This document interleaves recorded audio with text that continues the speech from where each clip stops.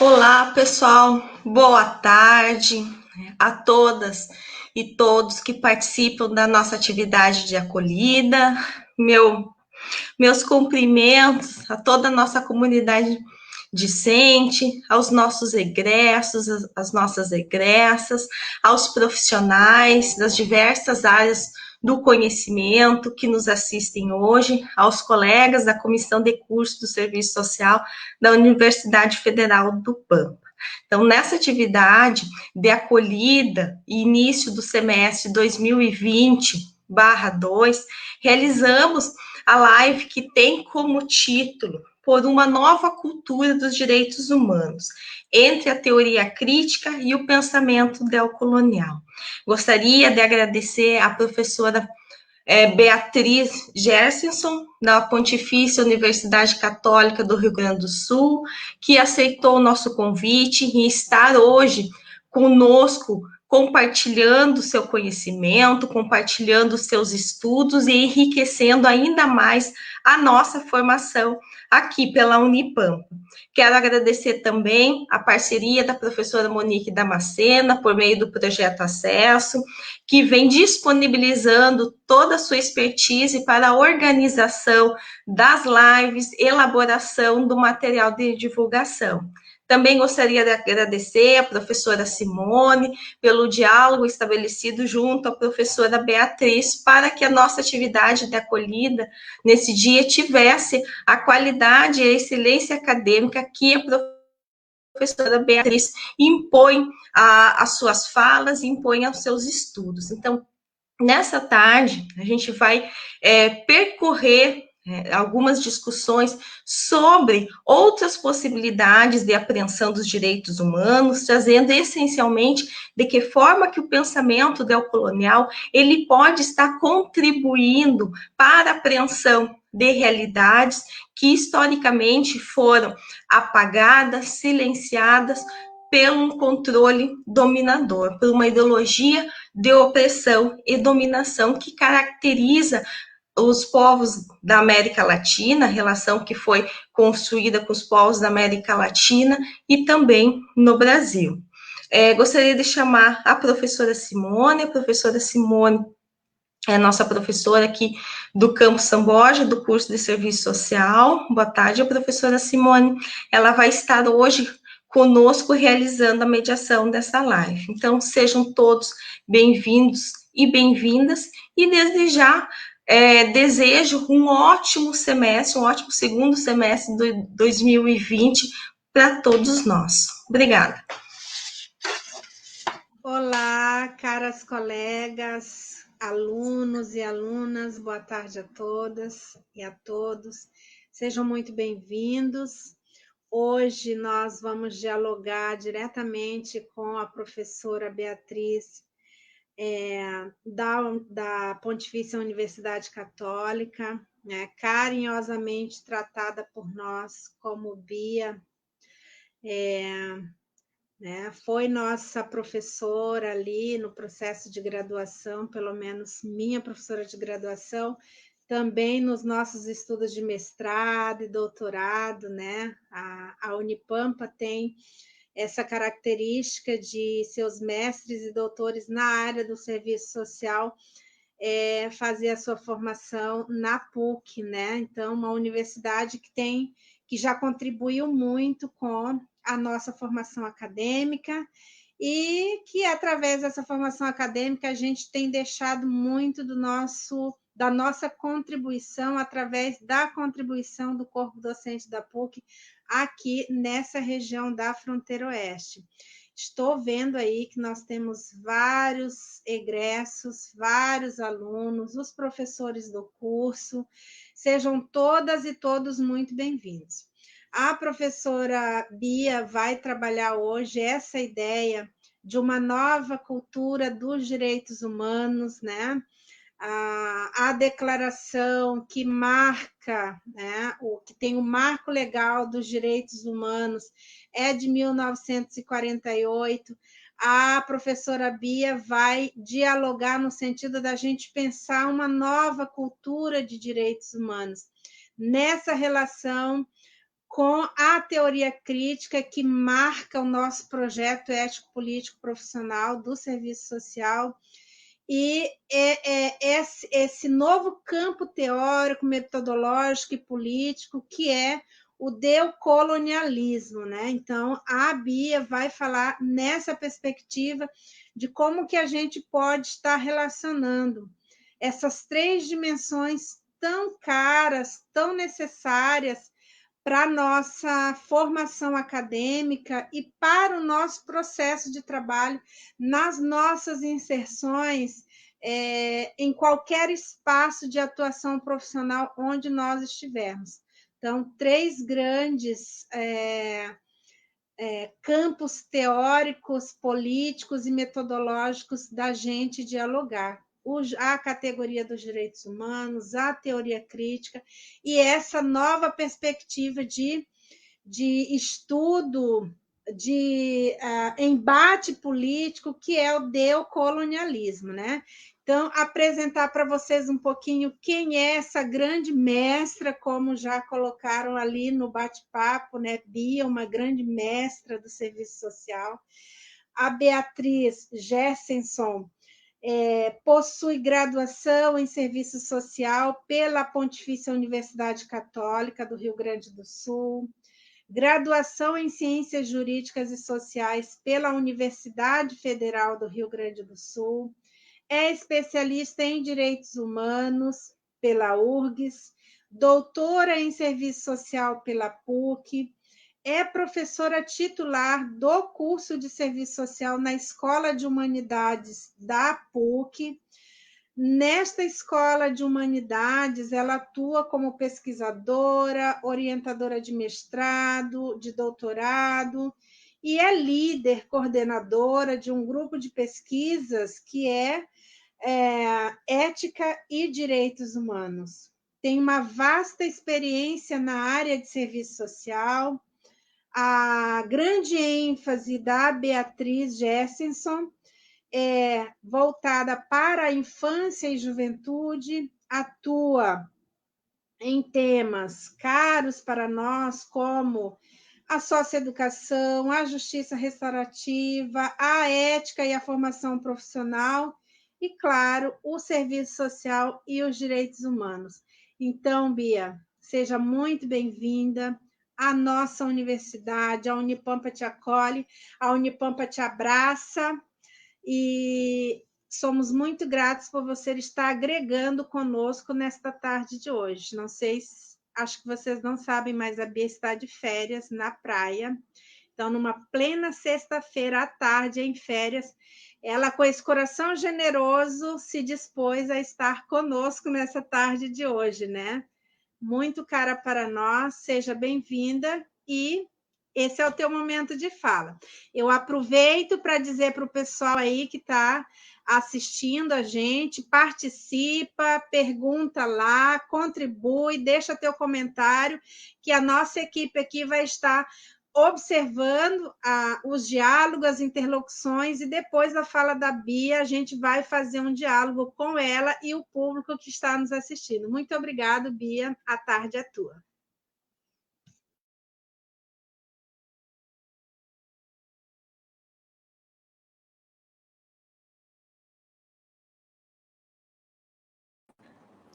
Estão me vendo, me escutando bem? Sim, ouço bem agora. Tá bem. Então, por favor, me sinalizem com voz, se por acaso houver algum problema, porque nós estamos, né, nesse mar das vezes. Como podemos estar online, abruptamente a gente pode desaparecer, né?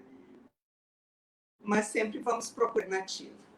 Eu queria, então, dar uma boa tarde para todos e todas, e não poderia iniciar de outra forma que não pelos agradecimentos, né, em relação a essa oportunidade de estar aqui com vocês. Eu fiquei muito honrada com o convite das colegas que me foi feito através da Simone. Eu não poderia recusar. Eu, como já foi dito, fui professora da maioria, se não de todos os professores do Serviço Social da Unipampa, especialmente na pós-graduação, dos quais eu tenho maior orgulho, maior admiração. A cada ano, nós recebemos um grupo muito importante de novos pós-graduandos no nosso PPG, que vem da Unipampa e cuja massa crítica, competência na pesquisa, vem contribuindo muito na produção científica da nossa área e no reconhecimento também do nosso programa de pós-graduação. Eu sou muito grata a todos e todas. E mais, eu também não poderia perder a oportunidade de dialogar sobre um tema que eu pesquiso há tanto tempo, que estudo há tanto tempo, né? E que fala também um pouco dessa minha formação híbrida, né, em serviço social e em direito. Essa empreitada, então, feitos os agradecimentos que eu me autocoloquei, é uma empreitada complicada, não porque apenas estaremos interconectando diversos campos, né, teóricos, como já mencionado pela Simone, mas porque isso, de modo geral, ocupa um semestre do meu trabalho na disciplina de Direitos Humanos e Questão Social, que eu tenho na pós-graduação, como eletiva, ou na disciplina da graduação, em que trabalho com o debate contemporâneo dos direitos humanos no serviço social. Então, em 40 minutos, eu vou tentar aqui dar conta. Eu não estou cuidando muito tempo, eu peço que me sinalizem, tá? Quando está na hora de encerrar, ok? Então, dando as boas-vindas a todo mundo que está aí, que eu não enxergo, né? Que eu gostaria de estar vendo o rosto de cada um, os olhos, né, de cada um, dizer que eu fico muito feliz em poder contar com vocês aí do outro lado e espero que a gente possa dialogar ao final. Bom, vamos começar falando brevemente, então, desse tema, né? Esse tema dos direitos humanos que desafiam não apenas a área do serviço social, mas as demais áreas do conhecimento que se ocupam com o social. Especial, claro, com esses processos de desigualdades que conformam, né, o nosso mundo social e também as formas de resistência e enfrentamentos a essas desigualdades. E com isso, eu já começo a desenhar por onde é que eu vou abordar a questão dos direitos humanos. Necessariamente articulada à questão social, às desigualdades, às lutas sociais e às resistências. E não teria como começar a não ser abordando, nem que minimamente, né, o nosso momento histórico. Então, vamos começar por aí.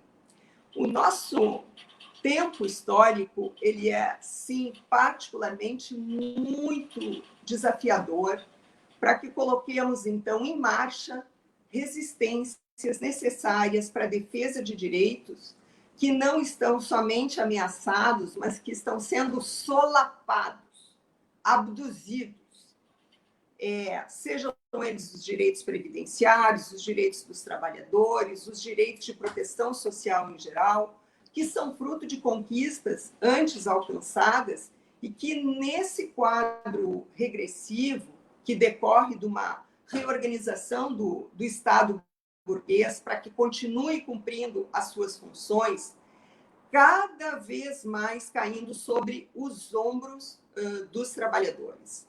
São os trabalhadores que arcam com o maior peso desse ajuste na redefinição da já combalida forma com que a política social e as políticas públicas assumiram no nosso país. A contra-reforma que sofreu o Estado no Brasil cerceou direitos, redefiniu, então, a forma das políticas públicas, estreitando-as, focalizando-as, quebrando o seu caráter de universalidade, mesclando com mecanismos do mercado, das parcerias público-privadas, o que só vem no sentido de precarizar cada vez mais e diminuir o campo daquilo que é tão necessário à vida de todos nós, que são os direitos sociais, como a educação, a saúde, a previdência, a seguridade em geral, e tantos outros direitos que o profissional, especialmente de serviço social, guarda uma conexão bastante íntima, né? E em relação aos quais tem um papel tão importante, com um compromisso, né, na perspectiva da transformação social. Eu poderia dizer que são momentos como o nosso, especialmente em tempos de pandemia, que refratam, né, a perversa desigualdade social sobre a qual a nossa sociabilidade está assentada, quando nós temos um obscurantismo colocando as garrinhas de fora, que se enraiza numa visão conservadora, retrógrada, fetichiza a realidade, fazendo crer que os problemas do nosso país se restringem ao ataque àqueles pilares civilizatórios da sociedade ocidental, ou seja, os pilares liberais, né? Os pilares dos interesses da classe burguesa, né? E o que bem sabemos, né, representam o que há de mais atrasado, de mais perigoso para a gente pensar a vida no nosso país. São tempos em que se atualiza o preconceito, se reatualiza a discriminação, a homofobia, o preconceito por regionalidade, território e, fundamentalmente, um profundo ódio de classe contra os de baixo, os trabalhadores, contra os setores oprimidos da nossa sociedade.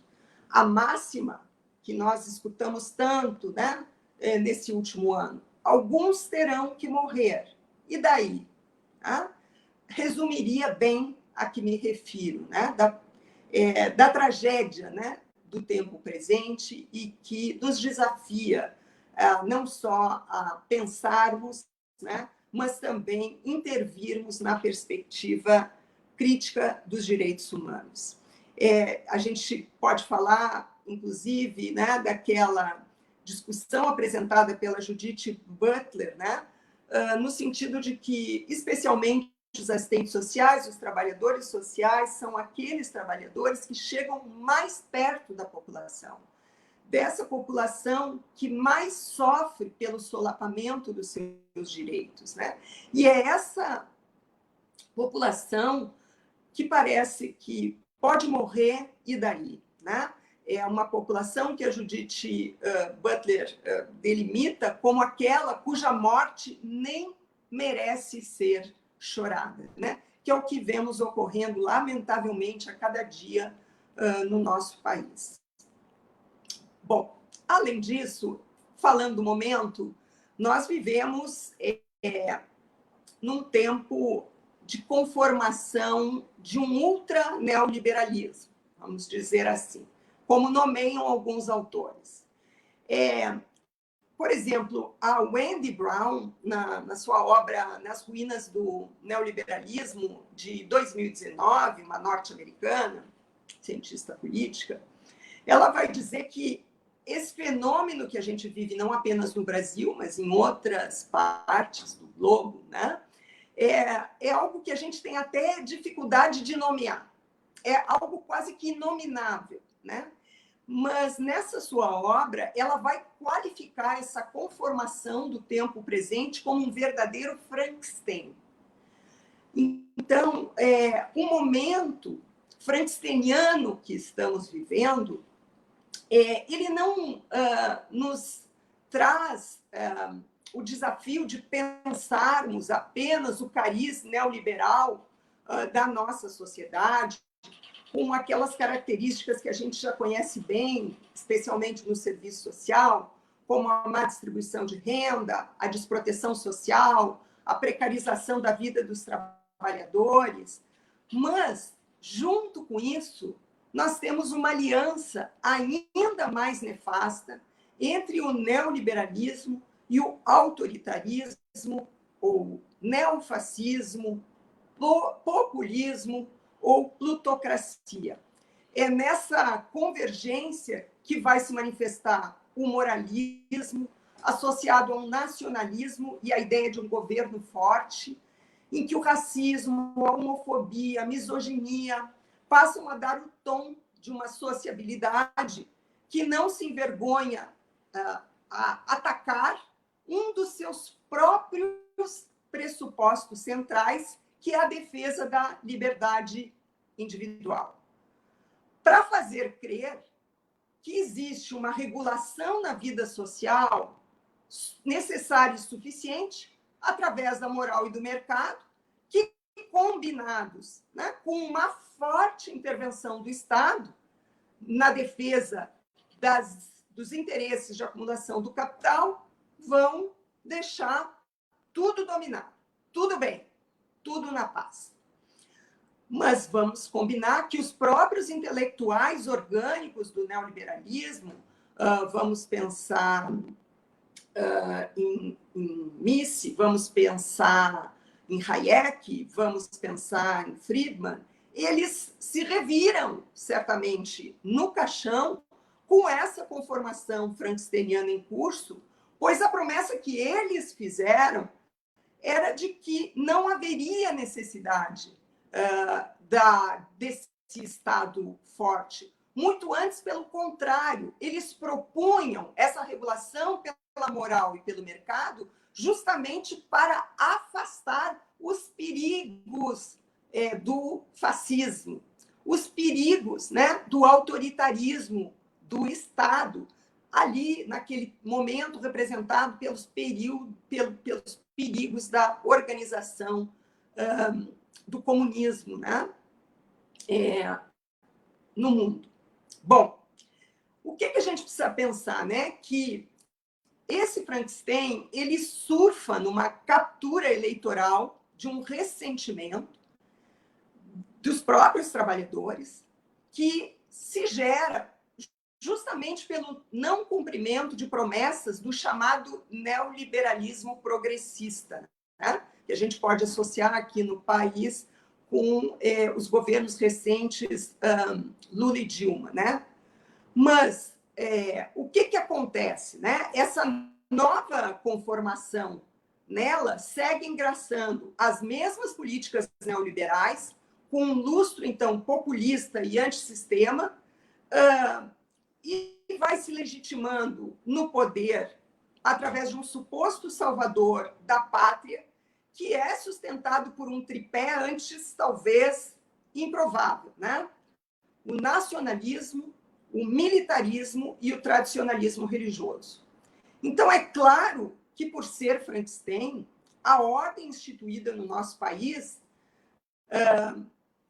ela não se dá sem um conjunto de contradições internas. Aliás, contradições estas que não são enfrentadas nem explicadas, muito menos resolvidas, né? Vou exemplificar algumas, né? Nós temos o antielitismo combinado com o favorecimento dos mais ricos. Nós temos a defesa do rigor moral combinado com uma conduta amoral e certamente nominável como brutal, violenta contra os mais pobres, contra os negros, contra os jovens, contra as populações da periferia. Nós vemos uma contradição entre uma religiosidade fervorosa combinada com uma atitude impiedosa com as vítimas do seu ódio. Nós vemos uma contradição que é relacionada ao desprezo à ciência e à intelectualidade, que se combina com a própria militarização das lideranças, né? Que são subtraídas, né, do espectro da intelectualidade do nosso país e colocada na mão de militares, ao ponto que se cunhou a máxima de que nós vivemos um governo civil mais militar do mundo, né? Enfim, são tempos, né, em que o ultraneoliberalismo se conforma como ultraviolento. Bastaria a gente dar uma olhada, eu não estou usando recursos aqui muito pirotécnicos, porque eu sempre fico com medo dos recursos da rede, que pode cair, que aí se a gente começa a botar imagem, compartilhar a imagem pode dar ruim, como diz a gurizada, né? Então, mas se eu pudesse projetar aqui, eu encorajo que vocês façam isso, né? As imagens dos infográficos do último anuário de segurança do Fórum de Segurança Pública do nosso país, que foi lançado agora, muito recentemente, em outubro de 2019, que fez uma façanha, né, que foi coletar os dados sobre segurança pública no nosso país até o primeiro semestre de 2019, ou seja, lança no segundo de 2019, olhando para o que aconteceu ontem, ou seja, olhando para o cenário da pandemia. E o que esse anuário vai nos mostrar, expor ao escárnio, né? Que justamente, né, em tempos de pandemia, nós verificamos um incremento das mortes violentas intencionais no nosso país. Nesse contexto, né, a gente sabe quem morre mais, quem são os matáveis, né? A maioria são homens, são jovens, são negros, são pobres. Lamentavelmente, um dado que não gostaríamos de saber é que há um aumento significativo da violência do Estado, ou seja, das mortes praticadas pela polícia, especialmente no primeiro semestre da pandemia, no ano de 2019. E aqui eu entraria em detalhes que eu não terei tempo em me deter. Mas é esse o contexto que nos coloca um grande desafio, que é um desafio de, ao mesmo tempo, nos estranharmos, nos revoltarmos. Também nos remete esse desafio a pensar e a saber que a gente já enfrentou isto em outros momentos. A história do Brasil não pode ser reduzida aos últimos 13 anos, muito menos aos últimos 30, aos últimos 50. Né? A história, inclusive, que a gente precisa recuperar, e eu não vou ter tempo de fazer isso, para compreender a nossa formação sócio-histórica, é uma história de 322 anos, que é a história da nossa colonização. Né? Mas essa história, né, especialmente a história mais recente, sem dúvidas, né, ela é marcada por constantes ofensivas contra a classe trabalhadora, seja ali no Estado Novo, como ocorreu no Estado getulista, seja no triste período da ditadura civil-militar que se implantou no nosso país, naquela triste aliança entre latifundiários e o imperialismo, né? Transformando o nosso país num cárcere, né? Sem liberdade de expressão, de organização política, cerceando os direitos mais elementares, né, da população, mas fundamentalmente preparando o terreno para tornar mais viável, claro, né, a grande exploração do capital imperialista nas nossas terras. Claro que tudo isso traz marcas profundas na nossa sociabilidade e que são essenciais para pensarmos o nosso país. A gente não vai compreender a questão social no Brasil se não alcançarmos a amplitude dessas determinações. A gente não pode compreender a profunda desigualdade que marca a nossa formação social sem entender os interesses dos setores dominantes, da grande burguesia monopolista e dos seus aliados. E, infelizmente, a história política mais recente do Brasil vem sendo marcada por esse processo tortuoso, onde setores da classe trabalhadora, ao chegarem aos espaços de governo, optam pelo caminho de um pacto social com estes mesmos setores da grande burguesia brasileira. E, com isso, não se transformou a vida do nosso país. E a vida do nosso país não vai se transformar toda vez que nos aliarmos aos grandes banqueiros, aos grandes empresários, aos latifundiários, ao agronegócio, ao grande interesse do capital comercial, seja ele nacional, seja ele estrangeiro, porque são esses os setores que sempre controlaram as nossas já conhecidas ferramentas da política, da economia, e, a partir daí, controlaram toda a sociabilidade da nossa da nossa terra. Bom, é claro que, então, é necessário uma grande transformação no nosso país, desse desafio que a gente fala quando fala de direitos humanos, o que nos exige estarmos empenhados não apenas no campo profissional, mas no âmbito da pesquisa, da produção de conhecimentos, da formação, orientados por essas metas da transformação social.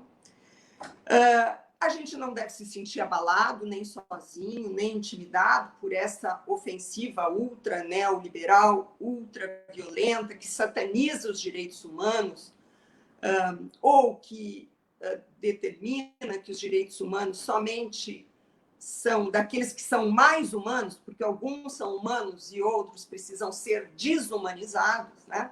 A gente segue em frente na trilha daqueles que lutaram e que nos precederam, né? Eu sou professora há 35 anos, né?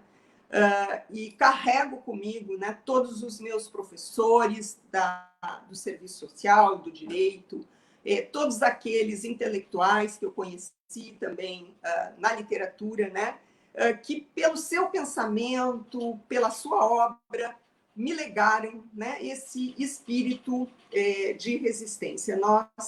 Nós seguimos nessa trilha, né? Acompanhados por esses que marcaram a história do nosso país com resistência e com luta. Então, essa introdução, falar do tempo presente, de por que a gente tem que falar de direitos humanos, né? Por que esse tema é o tema do momento, é um tema quente, é um tema indispensável.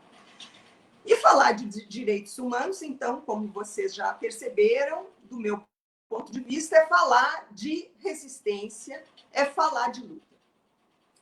Mas também, e contraditoriamente, dependendo de como fundamentamos os direitos humanos, também é falar da reprodução do status quo dominante, da perpetuação de uma hierarquização da existência sobre a qual se assenta, se reproduz e se naturaliza a desigualdade e que é constitutiva da sociabilidade sob a égide da ordem do capital. Então, nesse contexto, eu pretendo agora abordar 4 grandes itens, né? 4 grandes tópicos nos quais eu organizei a minha fala. O primeiro tópico é sobre a tradição nos fundamentos dos direitos humanos, tradição essa sobre a qual estamos sentados, e a relação dessa tradição com a reprodução da ordem burguesa e os interesses dos países do centro do capital. O segundo ponto é a teoria crítica dos direitos humanos. O terceiro ponto é o pensamento descolonial ou decolonial, logo eu explico a diferença. O quarto ponto é justamente o desafio de projetarmos uma nova cultura de direitos humanos que se movimente nos interstícios, né, nos entremeios entre a teoria crítica dos direitos humanos e o pensamento decolonial. Ok? Então, esse é o cardápio. Espero que não caiam fora agora que eu lhes apresentei o menu. Vamos lá. Bom, primeiro também acho que a gente precisa falar, né, que essa tarefa aqui que a gente tem agora, nesses minutos que temos, né, ela não é simples por uma razão. Ela vai se enlaçar com a discussão sobre os fundamentos dos direitos humanos. E essa discussão tem um espectro enorme. E, claro, esse espectro ele vai refratar justamente os projetos societários que estão em luta na nossa vida social. De um lado, a gente tem aqueles que afirmam que, para estudar os direitos humanos, a gente só tem que se esforçar e se preocupar com a sua implementação e com a sua aplicabilidade. Aqui nós vamos ver aqueles autores que consideram o debate sobre os fundamentos inútil, especialmente as concepções positivistas, né? Ou sem conteúdo, especialmente as concepções realistas, pois através da constatação que fazem de que, no decorrer da história, houve somente desrespeito aos direitos humanos, a preocupação, então, não seria por buscar uma justificativa ou fundamentos dos direitos humanos, mas sim lutar pela sua concretização. Assim, já falou Bobbio Norbert Bobbio no seu tão citado livro A Era dos Direitos. Eu não vou citar. Do outro lado, nós vamos ter aqueles que vão justificar o esforço, né, de buscar as razões pelas quais se legitimam e se motivam o reconhecimento dos direitos humanos. Então, nesse caso, o objetivo da fundamentação seria de abordar as elaborações conceituais justamente que permitem a materialização dos direitos humanos, seja uma materialização positiva, ou seja, na norma, nas normas, nas leis, sejam elas nacionais, sejam elas internacionais, sejam elas regionais, né? Mas também na vida concreta das pessoas, nas relações sociais. Como é que eu abordo essa questão? Eu abordo, sim, os fundamentos dos direitos humanos com o esforço de me manter na tensão dialética entre concepção e ação, ou seja, como praxis, sem perder de vista a tarefa intelectual e política fundamental, que é essa, de mediar teoria e prática. E, é claro, dependendo da concepção de direitos humanos que temos, nós vamos ter diferentes influências ideológicas, não apenas nos discursos sobre direitos humanos, mas nós vamos ter consequências diferentes nos seus resultados, no contexto material dos resultados, né, desses direitos humanos. E isso vai tornar fundamental a discussão de uma realidade concreta, no nosso caso, a realidade brasileira, como eu comecei fazendo, e também a realidade latino-americana. Então, quando a gente fala de direitos humanos e dos seus fundamentos, é sempre necessário dizer, afinal, de qual noção de direitos humanos tu estás falando? Qual é a teoria subjacente nos teus pressupostos analíticos e explicativos? Qual é o teu porquê? Qual é o teu o quê dos direitos humanos? Qual é o teu para quê dos direitos humanos? Como também quais são, então, as consequências práticas que dizem respeito a esses direitos. Há, então, uma disputa de narrativas sobre os direitos humanos. Eu poderia localizar com vocês três grandes narrativas: o discurso que é da ética e dos valores, o discurso que é legal ou jurídico, e o discurso que é o discurso do ativismo social, o discurso que é da luta por direitos, que é o discurso onde eu comecei, que fique claro, que é o discurso do projeto ético-político da minha área, que é o discurso dos movimentos sociais, que é o discurso por transformação da nossa realidade.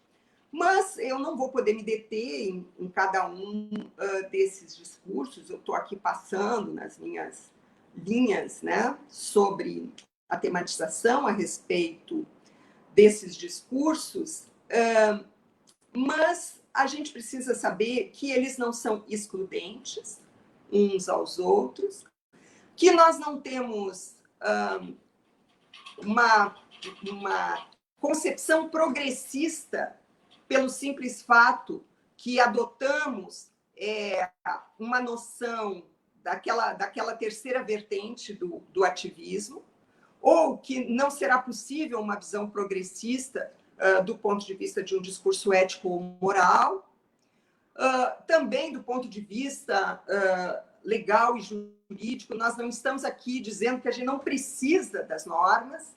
O que a gente está querendo dizer é que realmente esses discursos eles se complementam e são evocados com maior ou com menor ênfase, dependendo de quem é o nosso interlocutor, e a gente precisa conhecer a respeito de todos eles. Mas vamos falar, então, da tradição sobre os fundamentos dos direitos humanos, que fala, enfim, do que são direitos humanos a partir de uma certa historiografia, ou de uma história que nos é contada sobre os direitos humanos. Então, qual é a história que nos contaram? A gente vai ter que percorrer, então, rapidamente uma narrativa em que se baseia a tradição dos direitos humanos no Ocidente, e essa tradição vai encompassar desde uma visão justnaturalista, passando por uma visão liberal e chegando por uma visão universalista, que eu já coloco entre parênteses, homogeneizante, né, da vida social. Todas essas visões, bem ao fim e bem ao cabo, conformam uma concepção de mundo que corrobora um ideal de liberdade, de sociabilidade, que é próprio dos interesses da acumulação infinita do capital e dos países do centro do capital. Bom, inclusive, eu sempre costumo citar para os meus alunos, se a gente vai ler os livros do serviço social bem crítico aqui, produzido no Brasil, sobre políticas públicas, sobre cidadania, sobre direitos sociais, e vamos olhar lá a base de direitos humanos que está contida. E a base da tradição. Lamento informá-los. O autor muito citado é o Thomas Humphrey Marshall, que é um sociólogo britânico do início do século XX, que cunhou essa ideia de cidadania a partir dos 3 elementos normativos. Uma parte que é civil e outra política, e outra que é social. E ele relaciona, né, o desenvolvimento de cada uma dessas partes a um século distinto. Né? No século XVIII, os direitos civis, no século XIX, os direitos políticos, no século XX, os direitos sociais. Para o autor, é por meio dessa construção histórica linear que se estabelece a noção de cidadania. Gente, lamento informá-los, nós não podemos tomar emprestado por barato essa visão histórica. Ela não nos serve. Como é que essa história linear e universal interfere no presente dos direitos humanos e compromete o seu futuro? Ela é concebida como a grande história dos direitos humanos, com A maiúsculo, né? Como a única história. Remete àquela configuração inicial, desde a antiguidade até o que se pode chamar de modernidade, que tem lá os marcos das grandes revoluções burguesas, né? Que delimitam o que se chama de noção moderna de direitos humanos, chegando a uma visão contemporânea que é própria do pós-guerra do século XX, né? Quando nós temos, então, na ressaca dos horrores da Segunda Guerra, a Declaração Universal dos Direitos Humanos, né? E que vai, então, nos levar a uma contemporânea concepção universal e unificada de direitos humanos. Mas esta é a história em que a Europa se impôs como núcleo definidor da história mundial. E é isso que nos ensina, por exemplo, Dussel, quando ele vai dizer que essa é uma história europeia edificada por ela mesma. Os europeus edificando a sua própria história, carregando uma promessa de progresso garantido ali adiante pela modernidade e pela própria ordem do capital. Vale dizer, é uma história como se antes não houvesse história. Como se antes fosse um nadismo. Nada. E é essa história, a grande história, que está na base da colonização, como processo civilizacional de imposição do quê? De uma monocultura em todas as relações possíveis. Por exemplo, nas relações econômicas, sem o capitalismo não há civilização. Ou uma monocultura nas relações sexuais. Quando a gente vai falar de orientação sexual, nós só falamos de binarismo sexual. Fora disso, é ideologia. Não me venham com ideologia de gênero. Da onde vem isso? Vem desta história. Ou nas relações espirituais. O mundo é cristão. E aí? E as atrocidades que justificaram, por exemplo, a Santa Inquisição? Como é que fica? Ou também é uma monocultura epistemológica, né? Em que o conhecimento válido é apenas o conhecimento vindo da Europa. A gente sempre costuma perguntar quantos autores negros, brasileiros, quantas mulheres negras estão nas obras, na lista das bibliografias que estão na bibliografia básica dos cursos de formação de todos os acadêmicos, mas também dos assistentes sociais. Né? E é desta história que chegamos a uma ideia de destino, em que tudo é pensado a partir daquele que coloniza, e, é claro, dos seus interesses. Bom, eu teria que recuperar aqui um pouquinho, eu não sei como é que eu estou de tempo aí, gurias. Eu teria que recuperar um pouquinho aqui o debate sobre essa origem dos direitos humanos nessa matriz da história europeia, né? Que é uma origem que vai falar dos direitos humanos como simplesmente uma reflexão filosófica, é uma noção de direitos humanos muito associada àquele discurso moral, àquele discurso ético, né? Nesse tempo histórico, né, lá bem inicial, que vai da antiguidade greco-romana até o feudalismo, os direitos humanos eram tidos como meras especulações, sem correspondência na realidade social. Eles eram modos de produção e de organização da sociedade que tinha o status social como sinal. Oi, Simone, quer dizer alguma coisa? Sim, você chamou, né, que precisava de fazer o resgate dessa construção histórica dos direitos humanos. Então, estou aqui para te dizer que você tem mais tempo, fica tranquila, faz a tua fala e depois a gente dialoga. Estou aqui, porque eu não cheguei à tarde. Pode seguir, tranquilo. Bom, se tiver que me cortar, tira o som aí que eu vou entender. Ou entra aí. Segue. Bom, então eu estava falando aqui dessas concepções iniciais da história de direitos humanos que são especulativas e que, de alguma maneira, estão com os pés fincados naquela sociedade fundada no status social da desigualdade, na inexistência de liberdade universal, num tempo em que o escravo era uma mercadoria como outra qualquer, e que tinha por sina o trabalho forçado para o seu proprietário, sob ameaça de castigos corporais.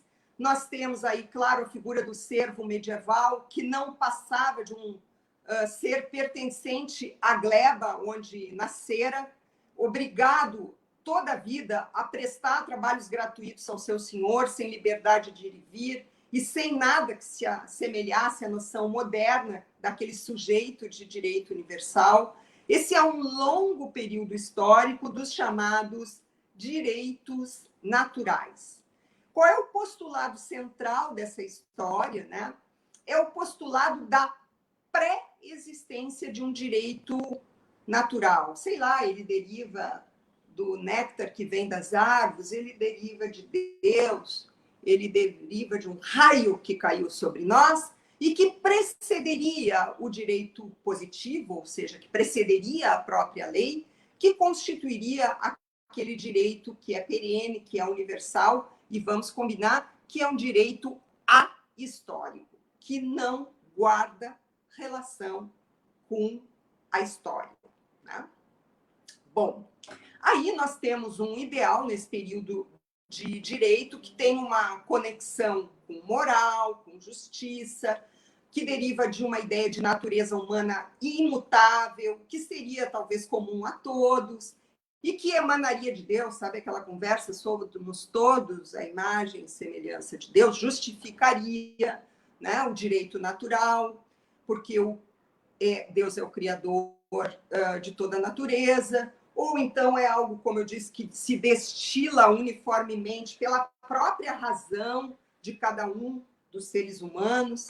Mas vamos combinar, né? Escravismo e feudalismo são compatíveis com esse postulado, inclusive do direito natural, de direitos pré-existentes, né, que, de alguma maneira, falariam de uma natureza invariável e comum a todos. Os escravos não eram abrangidos por essa natureza. Não sei a que natureza, eles eram reservados, né? Os servos da mesma forma, né? Bom, encerrada essa etapa, e bem linearmente, como nos contaram a história da carochinha dos direitos humanos, nós vamos chegando, então, àquele tempo histórico, né, na Europa, da conformação, né, de uma concepção moderna dos direitos humanos, aquela que vai derivar justamente da modernidade, que tem a sua base nas grandes revoluções burguesas. São aqueles movimentos sociopolíticos ocorridos entre 1640 e 1850, nos quais a sociedade aristocrática europeia, que se caracterizava pela monarquia absoluta e pelos títulos de nobreza, vai se transformar numa sociedade capitalista dominada pela produção mercantil liberal. Aí nós estamos passando, então, pelo século XVII, pelo século XVIII, né, onde nós vemos acontecer o quê? A emergência de um novo sujeito coletivo, a burguesia, com um interesse como classe emergente, que vai forçar que aquelas antigas ideias de direitos naturais fossem atualizadas pelo iluminismo, que saíssem dos livros e entrassem na realidade política. Qual era o problema, né, que animava esse tempo histórico? O absolutismo monárquico europeu e os resíduos do feudalismo traziam impedimentos à livre acumulação e circulação do capital, à livre contratação da força de trabalho, à livre transformação em mercadoria de todos e de tudo. Então, a burguesia emergente vai beber naquelas fontes filosóficas do direito natural como armas de combate num novo empenho que é de transformar a sociedade em função dos seus interesses. Então, vai se dar esse trânsito do direito natural, dos textos filosóficos, para uma existência social e política dos direitos humanos, em que nós vamos ver uma série de documentos que vocês estudaram lá desde do ensino médio e certamente tiveram acesso, como o Bill of Rights da Revolução Inglesa de 1688, ou a própria Declaração Francesa de 1789, que no seu artigo 2º vai dizer quais são os 4 direitos naturais e imprescindíveis do homem: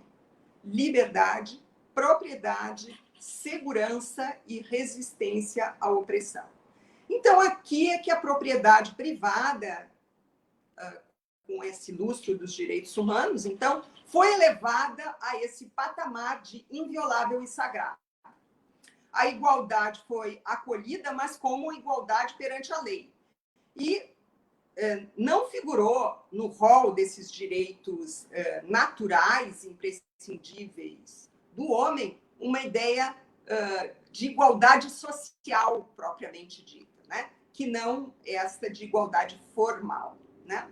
Qual é o homem daquela declaração? Era um homem abstrato, sem vínculo social nenhum, que vai se inserir de modo diversificado na sociedade, que é considerado individualmente, não como classe. Então, toda aquela estrutura do direito natural moderno vai se aproveitar, né, desse direito natural em benefício dos interesses individuais e burgueses para exercitar aquelas possibilidades de comércio e de lucro, né? O que vão dizer os modernos? Quando eles afirmam a propriedade privada como direito natural, é que esse direito, por exemplo, é um direito do indivíduo, não de um uso social, por exemplo, da propriedade, mas um direito subjetivo que se opõe de mim, que tenho esse direito, contra todos, né? Então, os direitos humanos que vão nascer com isso, com o nascimento do Estado moderno, vão se confinar a um espectro de direitos civis e políticos, de maneira bastante limitada, aquelas também, né, suscetível a todas aquelas restrições, por exemplo, censitárias e econômicas, quem é que podia votar? Quem tinha grana, quem tinha propriedade, tá?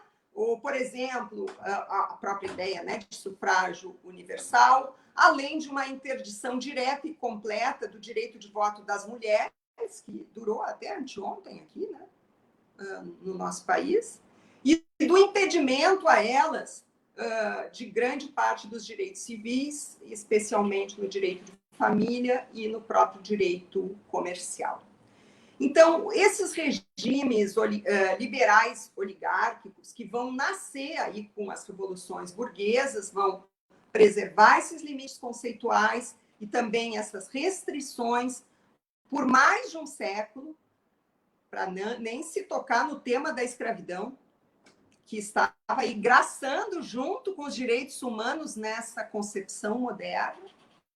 O colonialismo forte, graçando, ceifando a América Latina e a África,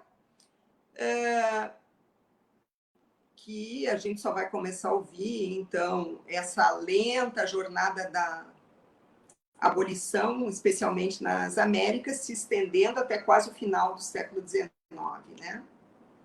De modo geral, essa concepção moderna de direitos humanos, por muitos, lá naquela concepção do Thomas Marshall, das gerações dos direitos humanos, eu sempre brinco com meus alunos do Pokémon.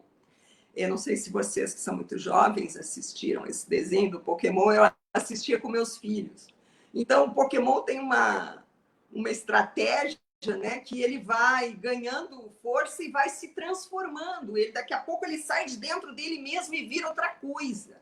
Então, parece que há uma estratégia Pokémon aqui, né, nesta linearidade histórica do Thomas Marshall nos direitos humanos, né, e que vai falar, bom, esses direitos são os direitos de liberdade, também por muitos reconhecidos como liberdades negativas clássicas.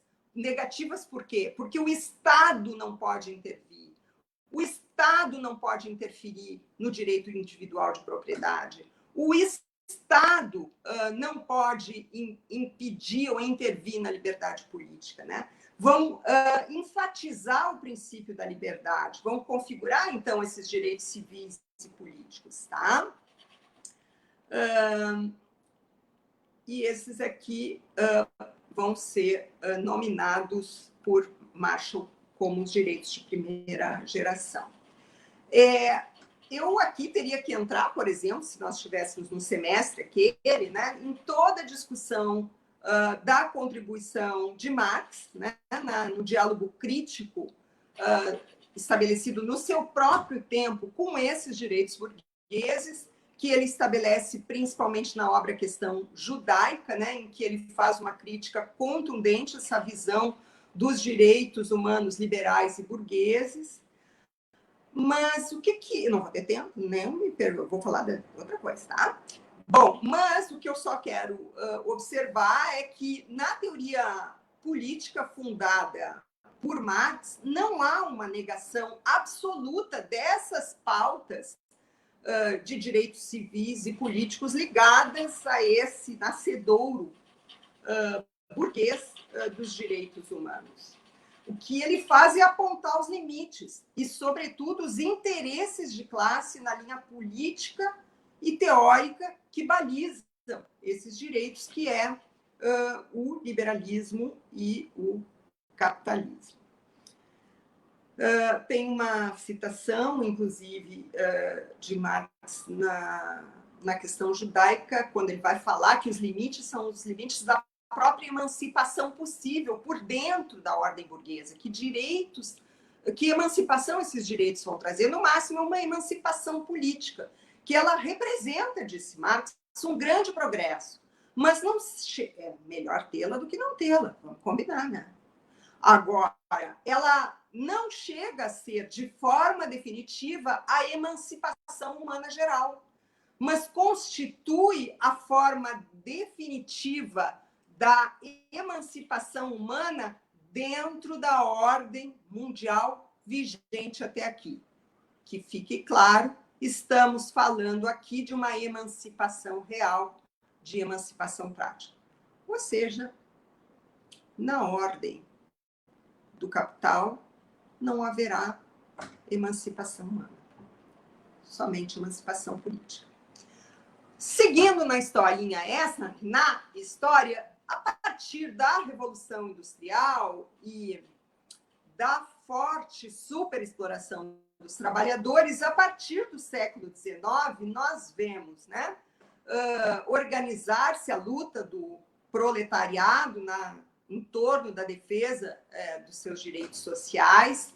E aí, né, por essas reivindicações, nós vamos ver emergir o outro Pokémon, aquele, né, chamado por Marshall, como segunda geração de direitos humanos nesse processo linear, que seriam direitos positivos, porque eles positivamente esperam uma ação positiva do Estado, ou seja, uma atuação do Estado, prestando políticas públicas, agindo, né, através de uma obrigação de fazer alguma coisa para que a população, os segmentos sociais tenham direito à saúde, educação, trabalho, proteção, previdência, assistência, entre outros, né? E já quando a gente vai chegando no início do século XX, que é marcado pela Primeira Grande Guerra Mundial e pela fixação desses direitos sociais, nós estávamos ali transitando por uma Constituição como na Alemanha, como a Constituição de Weimar, em 1919, que acolhia os direitos sociais, ou como o Tratado de Versalhes, né? Então, trazido à tona em 2019, que vai desembocar na OIT, né? E nós vamos chegando, então, nesse tempo histórico de conformação de uma concepção contemporânea dos direitos humanos, a concepção do pós-guerra, né? Que, inclusive, é a concepção que vai dar origem ao direito internacional dos direitos humanos, que a base está na Declaração Universal dos Direitos Humanos. Qual é o grande problema verificado até aqui, e especialmente nessas formulações teóricas, filosóficas e éticas, mas também práticas e sociais para a defesa de direitos humanos? Como é que elas funcionaram? Elas passam e seguem funcionando a partir da Declaração Universal dentro de um mesmo esquema conceitual. Basta a gente olhar para o preâmbulo da Declaração Universal de Direitos Humanos, no seu artigo 1.1, lá em 1948. Qual é o paradigma? É o paradigma justnaturalista, aquele do direito natural. Qual é o problema? É o problema do contexto. O contexto é abstraído. As desigualdades não são levadas em consideração. Há uma homogeneização do mundo, que afirma que todos têm direitos essencialmente por terem nascidos humanos. Mas vamos combinar, essa realidade normativa que, olha, floriu bastante, né? No século XX, nós tivemos a organização de todos os sistemas regionais e internacional dos direitos humanos, as normativas nacionais e internacionais de direitos humanos, mas vamos ter que reconhecer, né, que essa realidade normativa não coincide com a realidade empírica, né? Os direitos humanos, quando eles não são reconhecidos pela praxis cotidiana em diferentes culturas, eles vão se tornar um vazio que vai reificar uma mentira existencial. Como a Simone entrou, acho que terminou, eu falei do primeiro tópico, os três. Quando eu entro é porque tem alguma coisa, né? Então, Bia, nós já estamos aí com 42 minutos de fala. Né? Tem bastante participações ali. Então, mais 15 minutos da tua fala para a gente poder interagir com o público, tá? Estamos aí com 115 pessoas participando da nossa live. E esse pessoal quer dialogar. Estou falando com você no celular. Eu estou com pouca bateria. Essa é a notícia que eu tenho para dizer. Se cair tudo aqui, tá? Não vão embora, que eu volto pelo computador, tá bom? Tá bem, tá bem. Okay? Então tá. Mais 15 minutinhos aí, tá? Obrigada. Carregar a bateria não chega até aqui. Vou tentar, estou tentando. Bom, essa história que eu acabei de contar, a quem interessa? Essa história, a quem interessa? Crítica, base nesse conceito justnaturalista, abstrato, liberal, ou de um universal homogeneizante de direitos humanos. A quem interessa a propagação desse conceito? Certamente não interessa a realidade latino-americana, nem a realidade brasileira, com a sua inserção periférica e independente na ordem do capital. Então, toda essa história dos direitos humanos, ela está baseada numa cultura que se assenta numa hierarquia que é estática em valores, que tem uma aparência imutável e natural. E aí eu vou chamar para a roda, né, para abordar o que seria o meu segundo tópico, a teoria crítica dos direitos humanos, um intelectual que me acompanha nos meus últimos anos de estudo, que é o Joaquim Herrera Flores. Ele é um espanhol já falecido, mas que é quem vai cunhar, né, a ideia da reinvenção cultural dos direitos humanos e da teoria crítica dos direitos humanos, que vai nos alertar, né, que essa história ela vai se construir, a história, através de mecanismos ideológicos em que a grande parte do iceberg permanece oculta, né?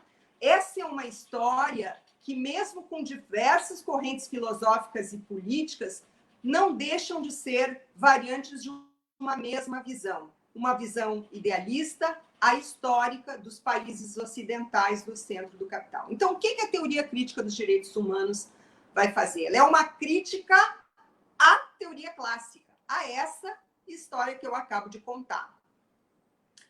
Então, qual é o contraponto que ela vai trazer? Primeiro, a própria concepção de direitos humanos. Direitos humanos não é o que está na lei, não é o que cai das árvores, não é porque a gente nasceu assim ou assado. Os direitos humanos, eles são resultados provisórios daquelas lutas sociais que se iniciam face a obstáculos, a bloqueios, a dificuldades que se verificam na vida concreta para acesso a bens vitais para uma vida digna de ser vivida. Então, para a teoria crítica dos direitos humanos, os direitos humanos não são concedidos pelos estados, não são concedidos pela ordem internacional, eles são conquistados por aqueles que, buscando acesso a determinado bem, encontram essas barreiras aparentemente intransponíveis para fazê-lo. Essas barreiras podem estar relacionadas, sim, à classe social, mas também a questões étnicas, a diferenças culturais, a questões territoriais, orientação sexual, gênero e tantos outros marcadores sociais. O que pretende a teoria crítica dos direitos humanos? Um acesso igualitário e não hierarquizado dos bens materiais e imateriais necessários para uma vida digna. E isso exige criticar aquela visão abstrata de dignidade humana que a história da carochinha nos contou. Somos todos iguais? Claro que não! E é o que a teoria crítica vai dizer. Nós precisamos superar essa ideia simplista e formal de que nós somos portadores de direitos naturais, né, pelo fato de termos nascido humanos, e que a gente pode não averiguar nada lá do que está acontecendo lá fora, né, de todas essas determinações que repercutem no gozo desses direitos. dependendo da posição que a gente ocupa na sociedade, nós vamos ter acesso ou não vamos ter acesso a determinados bens e direitos. Ou seja, esse acesso pode ser facilitado ou dificultado. Né? Então, esta é a contribuição da teoria crítica. A teoria crítica nos impõe sair do campo delimitado das forças conservadoras. A teoria crítica vai nos dizer que não há outra forma de luta pela dignidade que não aquela que recusa as desigualdades. Ou seja, a que recusa essas bases que são materiais e que também são culturais, que destroem povos inteiros, com o único objetivo de seguir enriquecendo as grandes corporações transnacionais do petróleo, das finanças, das comunicações, os banqueiros, enfim, o grande capital. A teoria crítica, então, dos direitos humanos implica também uma denúncia das cumplicidades estruturais que se dão entre as normas jurídicas existentes e as exigências de continuidade do status quo dominante. Basta a gente olhar as transformações nas normas do nosso país, né, nos últimos anos, especialmente desde o governo Temer, né, até o momento presente. Né? Daí que a gente vê o quão provisórios são esses direitos, né, mesmo que derivados de lutas. Né? A teoria crítica se orienta por práticas instituintes. Né? Vou falar do pensamento decolonial em 5 minutos. Não há um consenso sobre se o termo é decolonial ou descolonial, às vezes ele é usado intercambiavelmente. Na Argentina se utiliza mais descolonial, na literatura brasileira, especialmente na área do direito, com quem eu tenho mais interlocução, se utiliza mais descolonial com S, né? Eu vou explicar rapidamente a diferença, mas a gente precisa entender, então, que eu, com a teoria crítica aqui dos direitos humanos, começo a perceber as marcas do colonialismo, né? Como essa dimensão propriamente política dessa experiência moderna que vai construindo a geopolítica do mundo, né? A organização geopolítica do mundo, nessa relação entre metrópoles e colônia. Isso seria o colonialismo, né? Essa experiência concreta, né? Em que nós fomos colonizados por Portugal, em que os nossos companheiros aqui do lado foram colonizados pela Espanha e assim sucessivamente. O que é a colonialidade?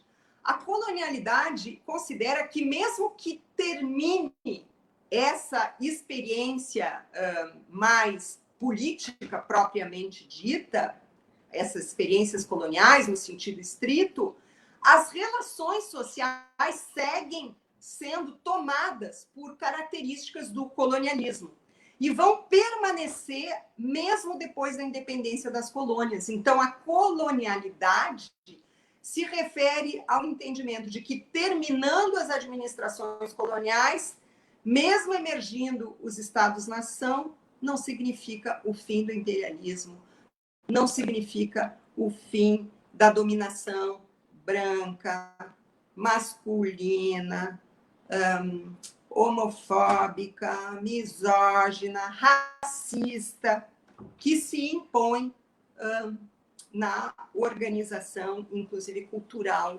de todos os povos. Tá? Não vou entrar aqui quem são os autores, vocês vão ter que estudar. Bom, mas o que essa teoria, esse pensamento decolonial vai fazer por nós, né?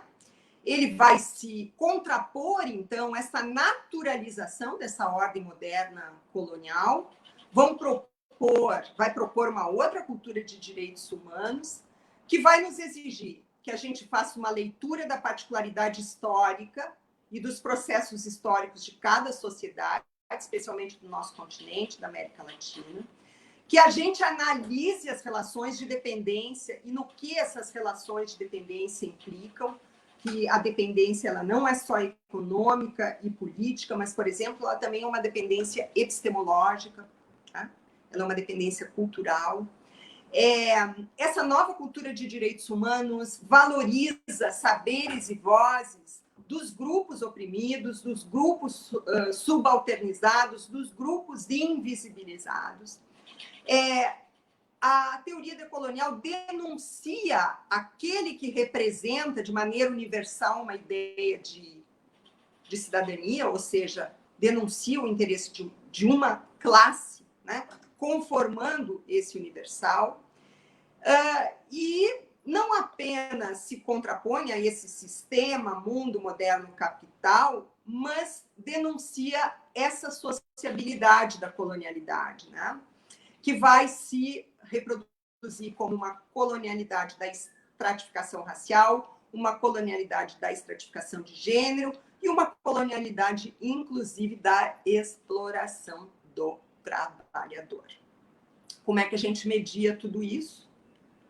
Bom, seria um outro capítulo, né? Mas mediar a teoria crítica dos direitos humanos, tal como propõe Joaquim Herrera Flores, que não abstrai as bases da vida material para compreender os obstáculos que se colocam para o acesso aos bens necessários a uma vida digna, e que dizem de todos os marcadores sociais e desses processos, né, que têm determinações mais amplas, né, que são tanto materiais quanto simbólicas, com esse pensamento decolonial, né, que denuncia essa colonialidade que segue produzindo seus efeitos, inclusive subjetivos entre nós, né, e que são efeitos até de autoopressão, né, que aí seria um outro capítulo que nós vamos deixar para um outro dia.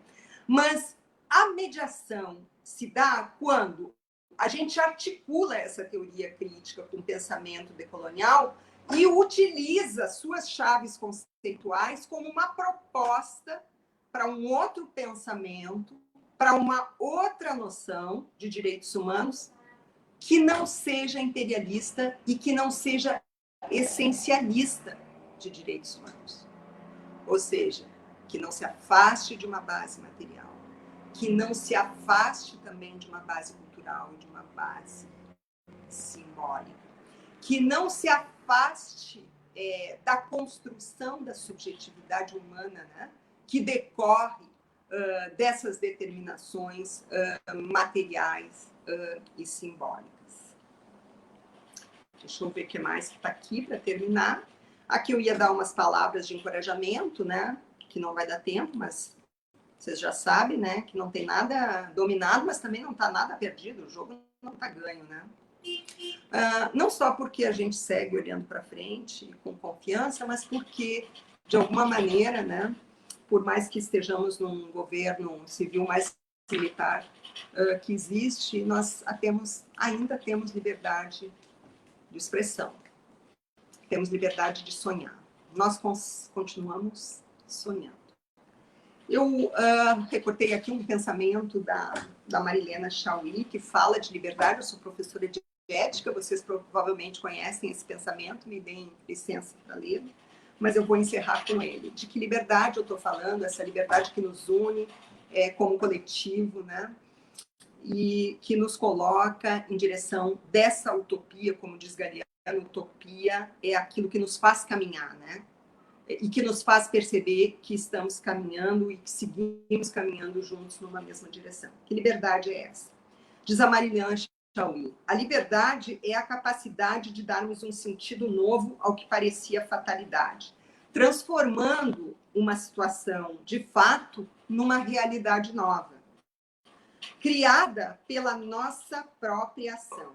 Essa força transformadora que torna o real o que era somente possível e que se achava apenas latente como possibilidade, é o que faz surgir uma obra de arte, ou uma obra de pensamento, uma ação heróica.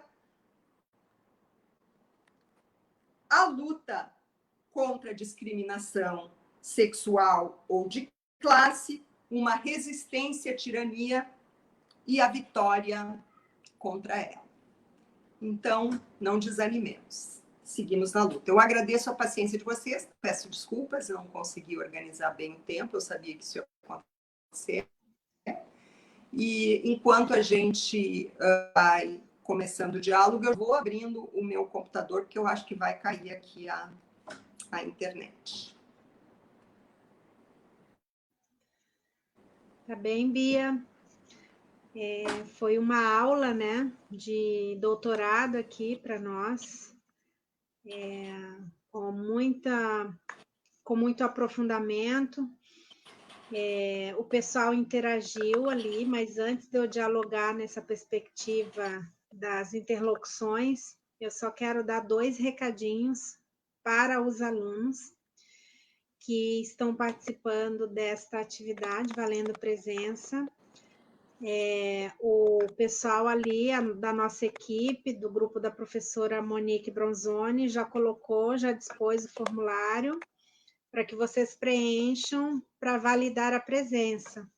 E dizer que a nossa live ela vai ficar no Face, que vocês podem assistir a qualquer momento, assim como no nosso canal do YouTube, tá? Então, recados dados, vamos dialogar. Então, professora Beatriz, essa relação, né, do pensamento crítico com o pensamento decolonial, de como, no contexto desse Brasil contemporâneo que a gente vive, das relações atuais, temos ali algumas questões que o pessoal está trazendo. Primeiro, dizer que tem uma fala da professora Monique Soares Vieira dizendo, né, deixa eu ver se eu consigo ler aqui, que o projeto decolonial defende a afirmação de existências, produção de conhecimentos de resistência a partir das localizações geopolíticas consideradas subalternizadas, ou seja, que não pertencem ao projeto, que não pertencem ao centro, Europa e América do Norte. São novos projetos políticos, né? Me atrapalhei ali porque cortou e eu tive que baixar. Nessa perspectiva desse projeto decolonial na relação com os direitos humanos, tem 2 questões aqui, inclusive uma é de uma aluna sua, do programa de pós-graduação do mestrado, a Rúbia.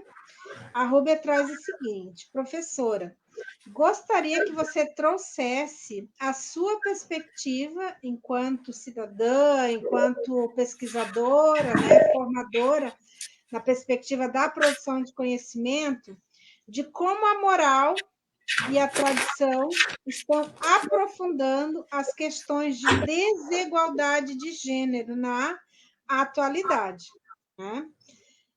Esse aprofundamento das questões de desigualdade de gênero estão levando em consideração o radicalismo da religião e as demais colocações que o Andy Brown traz na obra dela, que é aquela obra sobre a ascensão da política antidemocrática, né? Nessa perspectiva do declínio do neoliberalismo no Ocidente.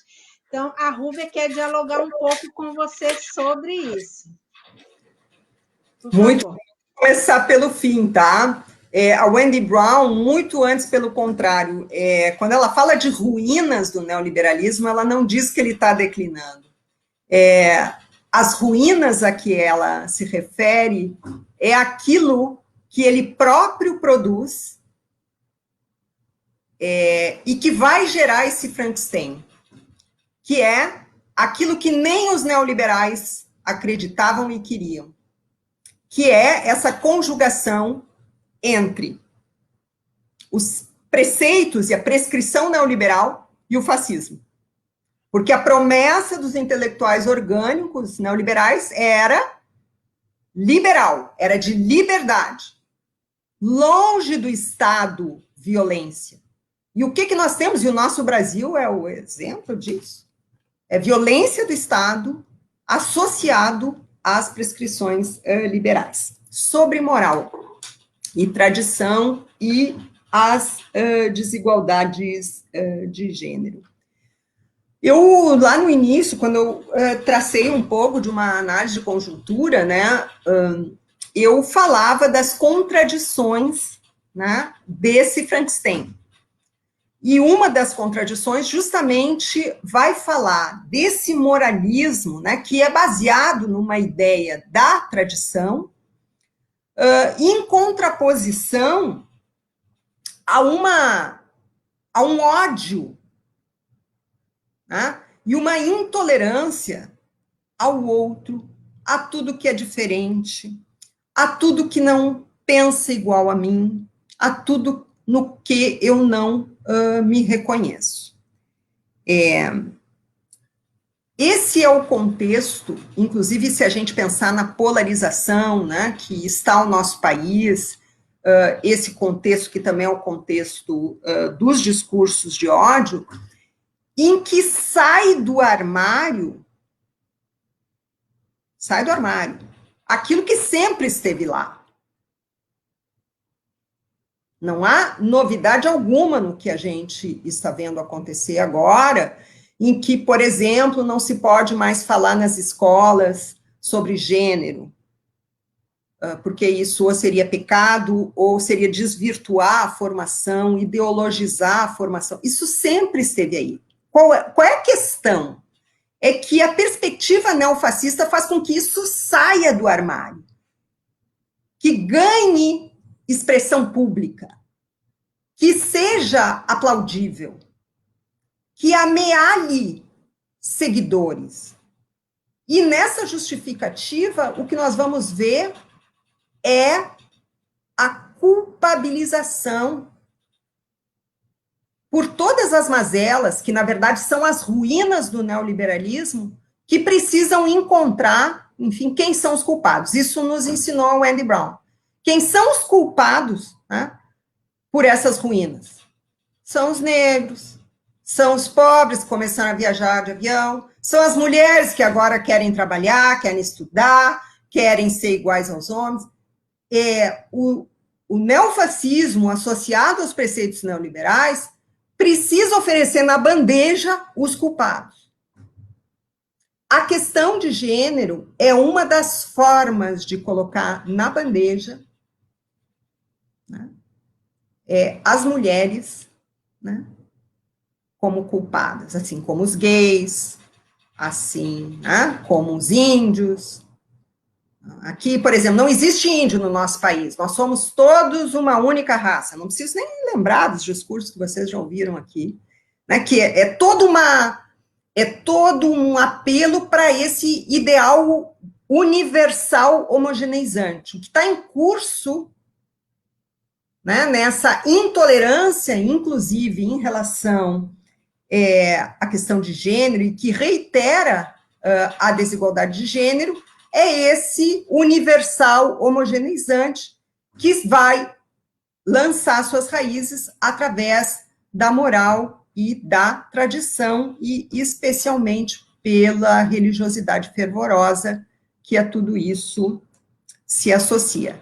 Então, Rúbia, como tu estudou comigo lá nas ruínas do neoliberalismo este semestre, né, acho que foi, então, quando a gente via lá que nós temos os ressentidos, né, que são justamente aqueles trabalhadores que votaram contra os interesses dos trabalhadores, esses ressentidos receberam na bandeja quem são os culpados.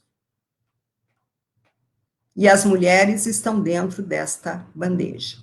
A forma de diminuir esse ressentimento seria oferecer o quê? O patriarcado no lugar.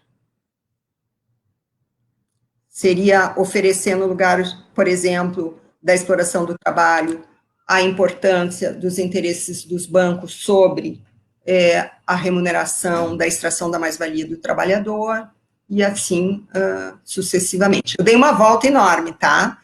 Mas cada vez que me dão a chance de falar da Wendy Brown, eu não perco a oportunidade. Estamos interessadas. A professora Monique Vieira já estudou essa autora e nós estamos nos interessando por ela também. Então, ela é americana, então nós estamos falando aqui de decolonialidade, pensamento decolonial, inclusive uma verdade epistemológica.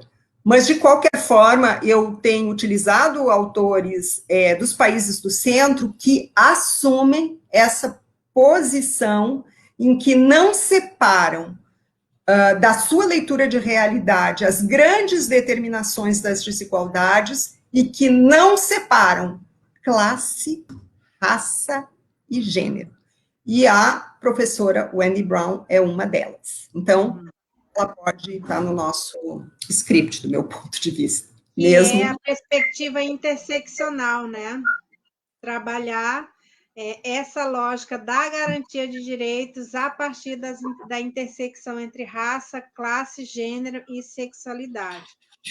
Bia, é o seguinte, dentro dessa perspectiva do fascismo que sai do armário, que se fortalece aqui no Brasil, e com a questão de toda a dificuldade da direita se reerguer no nosso, quer dizer, da esquerda se reerguer no nosso país, nós temos uma pergunta que é o seguinte, que você falasse um pouco sobre a sua percepção em relação ao movimento da esquerda brasileira, no que diz aos processos de resistência diante de tantos retrocessos no campo dos direitos humanos. A gente sabe que a esquerda no nosso Brasil, ela sofreu uma enorme perda, né? Mas que vem aí se mantendo nos processos de resistência. Então, como que você pode estimular nesse sentido, no sentido dos retrocessos que a gente tem no campo dos direitos humanos? Como que a esquerda pode mobilizar para que a gente resista a esses retrocessos no campo dos direitos humanos? Bom, o que eu precisava reforçar também, ou escutando essa preocupação, né, que ela também é minha, é aquilo que também na abertura eu abordei com vocês, que nós nunca tivemos governo de esquerda no nosso país, tá? Vamos combinar isso bem combinado. Nós, no máximo, tivemos ali um neoliberalismo progressista, ou podemos aí, tem um outro Frankenstein que a gente pode estudar para lá, né, que alguns vão chamar de neodesenvolvimentismo, e é toda uma outra novela que eu não entrei. Mas eu comecei falando dessa aliança nefasta, né, entre ideais progressistas com interesse do capital. Então, aí nós começamos a perder a batalha. Tá? Então, do meu ponto de vista, nós precisamos radicalização da esquerda. E é somente pela radicalização da esquerda que nós vamos ver um projeto de transformação da nossa sociedade, sair da casca. Também eu acho que a esquerda está carecendo de referenciais explicativos do que está acontecendo. A gente vai lá e vai estudar aquela história que eu acabei de contar, mas que é uma história contada de outras formas, a partir dos países do centro. A gente não faz a leitura da realidade do aqui, do agora. Vocês entendem? A gente está sempre com a cabeça não sei aonde. Então, a gente tem que se puxar pelo próprio cabelo e sair dessa história e buscar novas bases explicativas para tudo isso que vem acontecendo. Por que trabalhador vota contra trabalhador? Por que trabalhador se transforma em esse ser homofóbico, racista, como se a luta antirracista e a luta feminista não tivesse nenhuma relação com a luta dos trabalhadores? O que acontece?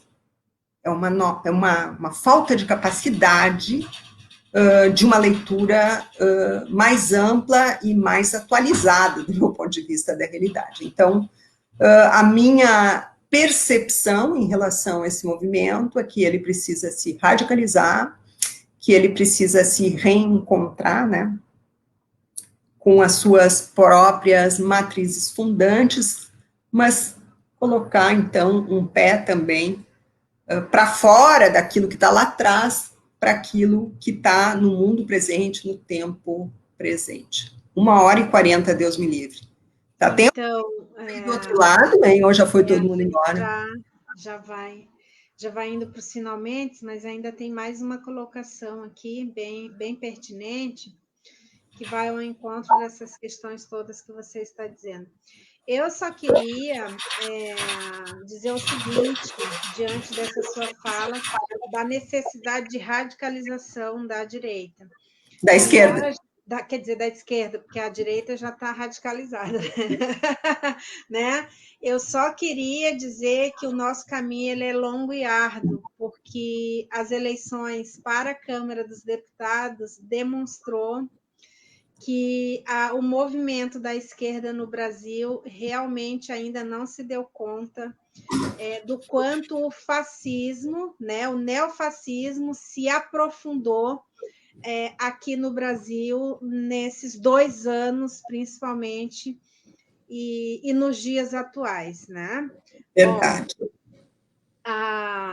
nós estamos com pouco tempo, né? Não dá para a gente ficar aprofundando muito.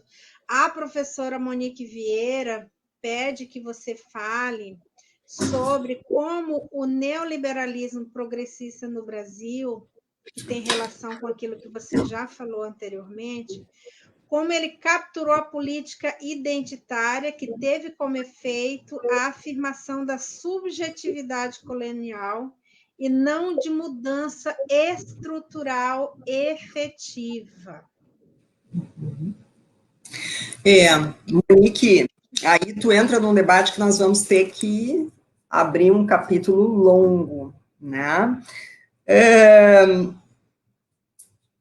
O que nós tivemos, de fato, no nosso país? Eu estou voltando lá para trás, né, naquilo que se pretendia fosse o nirvana e que agora, finalmente, nós temos trabalhadores no poder e vamos transformar esse mundo e nada disso aconteceu.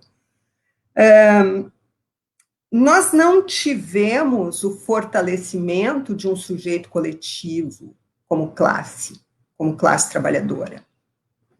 O que nós tivemos foi o fortalecimento desse indivíduo atomizado, desse indivíduo liberal, desse indivíduo ávido pela propriedade privada, desse indivíduo desconectado, né, com a sua própria classe.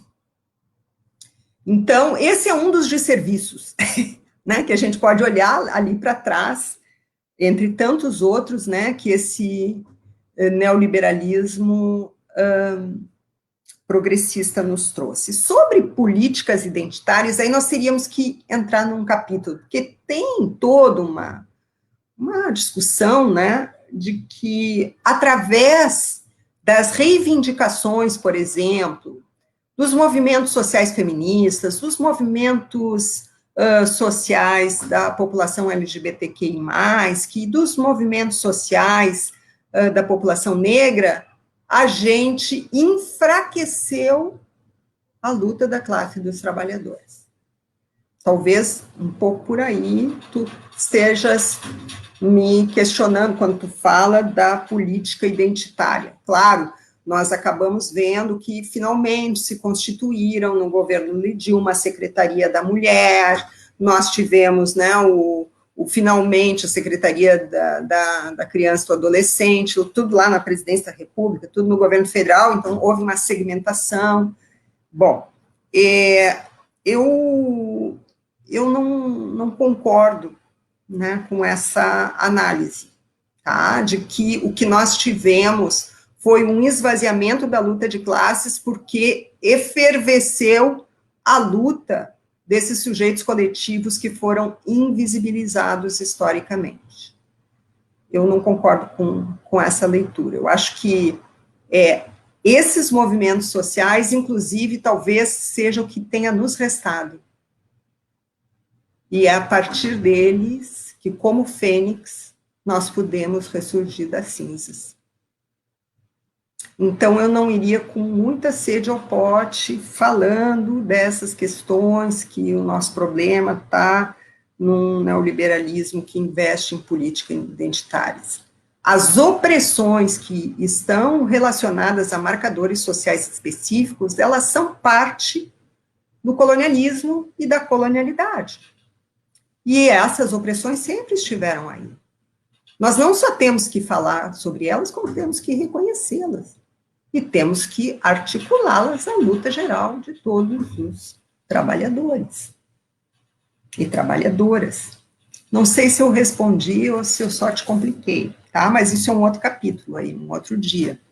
Mas eu honestamente acho que talvez seja o que nos reste, o que plantado ali naquele período, né? Essa possibilidade de organização de movimentos que hoje estão sendo criminalizados, que hoje estão sendo silenciados, mas se não fosse eles, nós não teríamos nada. Então, essa perspectiva decolonial, ela nos leva a diversas reflexões e a necessidade da gente enxergar a nossa história, o nosso processo de formação social, econômica e cultural da América Latina, mas estamos falando da nossa realidade brasileira, a partir dos olhares dos sujeitos oprimidos, né? O negro, o índio, a mulher, enfim. E aí, Bia, eu vou dizer que a gente vai encerrar, porque a gente já está com 1h47 de live, de uma riqueza muito grande. O pessoal ali está agradecendo, depois você vai poder acompanhar os comentários. O professor José Wesley disse que foi uma riqueza de aula que nós tivemos, te agradece pela colaboração nessa tarde. E a professora Monique está aqui dizendo que entendeu a tua fala, né? Muitas críticas às políticas identitárias, que desconsidera que os sujeitos são construídos por suas identidades. E aí nós temos uma colega, que é a professora Andréia, que é a única no serviço social. Não, daí temos a professora Jaqueline também, que não fez na PUC. Temos 2 professoras aqui que não fez na PUC. E a professora Andréia, ela é do Paraná, compõe o nosso grupo de docentes aqui desde o ano passado, e ela diz o seguinte, ó: perfeitas reflexões que nos provocam a pensar a realidade e as barbáries no campo dos direitos humanos, assim como os discursos do senso comum. Um prazer conhecê-la, professora Beatriz. Da mesma forma. O nosso curso agradece a tua contribuição nessa tarde de hoje, de poder nos abrilhantar com essa fala no sentido da gente refletir a necessidade de pensar os direitos humanos nessa perspectiva crítica dos direitos humanos e com essa nova ideia do pensamento decolonial que enxerga os sujeitos, que dá vozes aos outros sujeitos e não apenas ao pensamento eurocêntrico. Obrigada. Boas férias para você. Obrigada. Férias. Um abraço para tua mãe, né? Sou muito fã desse amor, desse cuidado e dessa parceria, amizade que vocês têm, né? Que a gente acompanha aí nas relações do dia a dia, tá? Obrigada. Agradeço a colaboração da nossa equipe. É um grupo todo que está por trás, né? Nós somos as que aparecemos aqui, mas tem toda uma equipe trabalhando, as nossas alunas de graduação que estão aí nos bastidores desse projeto, que é o projeto Acesso, cuja professora Monique Bronzoni é a nossa coordenadora.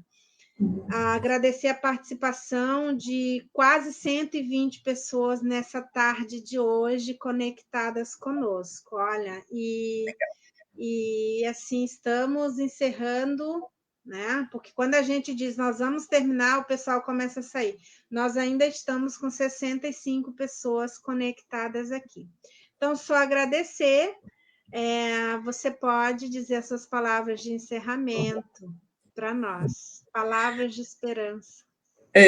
Queridos, eu estava aqui muito nervosa, porque não apenas a minha mãe, tu referiu, que tem 94 anos, não compreende por que eu estou trabalhando nas férias e ela entrar aqui nessa peça que eu ajeitei de conversar. Então, eu estava com medo que ela fosse entrar, mas agora a cachorrinha, que não se separa de mim, começou a chorar, porque ela quer sair, entendeu? Então, problemas aqui com a porta fechada. Eu quero agradecer vocês, a paciência que vocês tiveram, a confiança nesse convite. Quero me desculpar, né, pela extensão da minha fala e por, enfim, né, talvez não ter cumprido devidamente a orientação, mas eu sou uma pessoa muito subversiva, como já deu para notar, não compro os combinados.